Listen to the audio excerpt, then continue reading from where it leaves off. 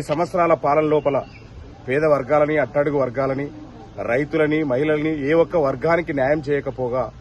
కేవలం అధికారాన్ని అడ్డం పెట్టుకుని అవినీతికి పాల్పడుతూ ఒక అహంకార పూరితమైనటువంటి పాలన అందిస్తున్నటువంటి పరిస్థితుల్లో ప్రజలు విసుగు చెంది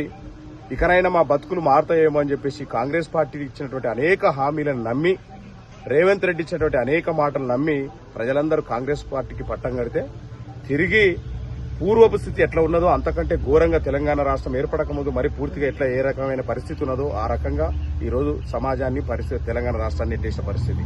ఇచ్చిన హామీలు నెరవేర్చలేని పరిస్థితి. ఇట్లాంటి సందర్భంలో సామాజిక తెలంగాణనే ధ్యేయంగా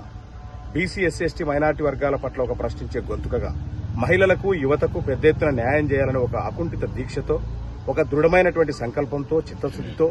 శ్రీమతి కల్వకుంట్ల కవిత గారు ఏప్రిల్ 25వ తారీఖు నాడు పెద్ద ఎత్తున రాష్ట్రంలో తెలంగాణ అనే ఆత్మని పురుడు పోసుకుని ఈ రాష్ట్రంలో ఒక పార్టీని ప్రకటించబోతున్న సందర్భంలో ఇక్కడ మేము నడిగడ్డ నుంచి 2018 నుంచి కూడా అనేక పోరాటాలు చేసినాం. ఇక్కడ రైతుల పోరాటాలు చేసినాం, ఇక్కడ విద్య గురించి కొట్లాడినాం, ఇక్కడ వైద్యం సరిగా అందట్లేదని కొట్లాడినాం, ఇక్కడ కుటుంబ పాలన వ్యతిరేకిస్తూ కొట్లాడినాం. గతంలో మన జరిగినటువంటి ఎన్నికల్లో మీ అందరికీ తెలిసిన విషయం, 2023 ఎన్నికల్లో మేము పోటీ చేస్తే ప్రజలు, రైతులు మాకు పెద్ద ఎత్తున ఓట్లేసే అభిమానాన్ని ఒక వ్యక్తిగతంగా కూడా ఈరోజు ఏమంటే ఎట్లాంటి పార్టీ లేకుండా ఇండిపెండెంట్ కూడా పెద్ద ఎత్తున మాకు మద్దతు నిలవడం జరిగింది. ఇట్లాంటి పరిస్థితుల్లో మా కార్యకర్తలందరూ కూడా ఒక నిర్ణయం తీసుకొని ఈరోజు మనం ఏ వాదంతో అయితే ముందుకెళ్తున్నామో